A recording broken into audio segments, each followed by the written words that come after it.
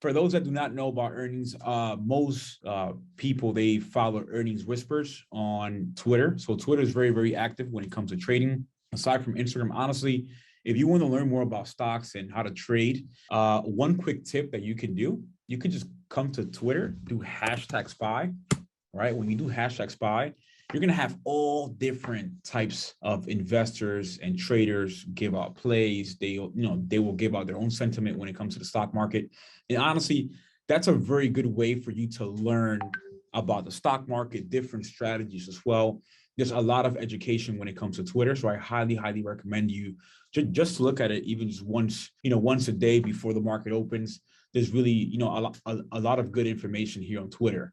I usually go to earnings whispers just to understand the different companies that are actually reporting earnings. So just let's go ahead and take a look at this week. So this week is also jam-packed. Here, before open, we have Bank of America, Charles Schwab, BNY, and we have a couple other banks that are also reporting earnings. Tomorrow after close, the big one is going to be Netflix. I promise you, every single person is looking at Netflix.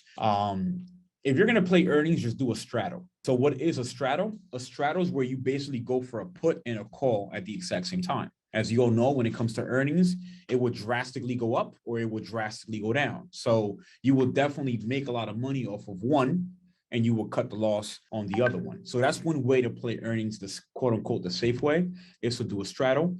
But after close, we have Netflix, we have IBM, Interactive Brokers, we have United Community Bank, Silvergate before open. Johnson & Johnson is very, very critical. So that will definitely move pre-market tomorrow. Then on Wednesday, here we have NASDAQ, Abbott Technologies, Procter & Gamble. After close, we have Tesla, all eyes on Tesla. We also have United. We have Equifax, Whirlpool, and then Thursday's more around the airlines. So we have American Airlines, AT&T, we have Dow. Out of all these lists, the top three, I would say, will be Netflix, will definitely be Tesla, and maybe AT&T just due to the Elon Musk news. So highly, highly recommend you to, if you're going to play it, just make sure that you're playing with money that you're willing to lose to go to zero. And highly recommend you to look at a straddle. A straddle is going for both a call and also a put, because it has a drastic movement. You should be able to have some sort of reward when it comes to it. Why are earnings important? Well, earnings, they're very, very important because at the end of the day, Wall Street has a certain estimate or expectation for each company, right? So whether or not a company meets earnings is very, very critical. If Netflix does not meet earnings, that's going to be bad for the company and the overall sentiment for investors. Today, Bank of America, I think they did not meet earnings, and that's why their stock went down today. So earnings has a very, very vital role when it comes to investors and also when it comes to traders as well. I highly recommend you that if you're not a seasoned, stay away from earnings and just wait, after the whole earnings week is over and then get into these different stocks. Otherwise, it will be very, very volatile and also very, very risky. So just a quick question to the earners. Out of all these companies that are reporting earnings, which are the ones that seem interesting or entices you at the moment? Go ahead, Tesla. And yeah, so Tesla is definitely going to be it. Yeah, Tesla, Netflix, UK. So Procter & Gamble, Netflix, Tesla. These are very, very, very tough. It's tough to predict earnings, but NASDAQ is really, really good. But I just know that Netflix and Tesla, they will definitely have a bit of movement. My prediction, you don't have to follow my prediction. This is not financial advice, but I do feel like it will be Netflix puts for the Netflix earnings. I did buy a couple of contracts. I do not care if they go to zero. It's money that I'm willing to lose, but that's just my sentiment when it comes to Netflix. Okay, so crazy thought. Yeah, that's another crazy thought that I have. All right, so back to Canva. So aside from that, we have a couple of other headlines that we want to talk about.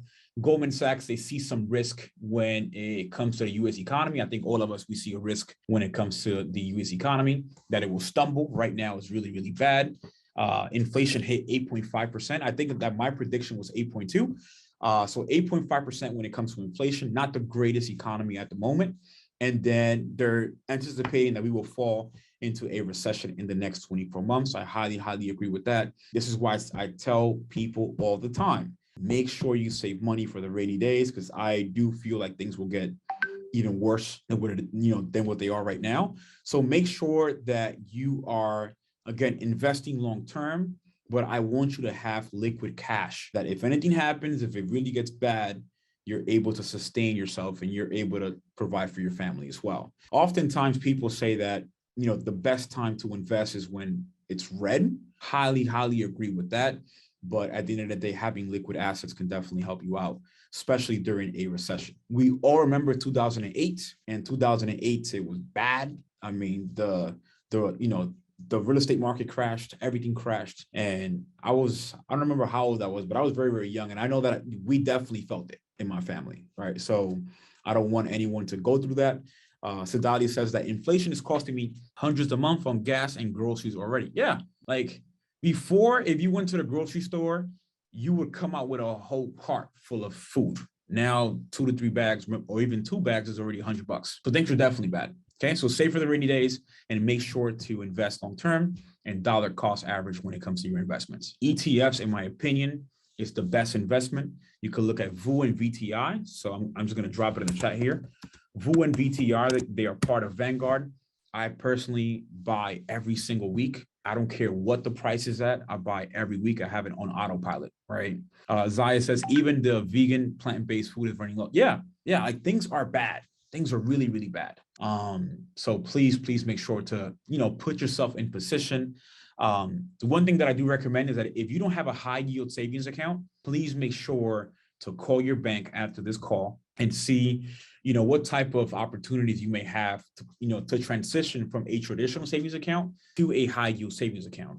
A high yield savings account, depending on the bank, they have up to a 1%, 2.2% when it comes to interest rate. That could definitely help you try to fight inflation. A lot of people getting robbed in my city. Yeah, so things are bad. Lots of people getting robbed in New York City. Yeah, I mean, if you're in New York, you already know what time it is. Things are really, really bad right now. And it's because of the certain situation. So it's very, very unfortunate. That's why we have EYL University, we have earners, we invest, and we try to sustain ourselves and also put ourselves in position to not have to go through things like that. When it comes to crypto, Bitcoin is still moving sideways. It rejected 48K. So 48,000 level is very, very critical. We have to get over that to hit 50,000. Until we don't get over 50K, I will highly, highly recommend you to stay away from trading Bitcoin. Unless you're, just buying long-term, then of course, that could definitely be great.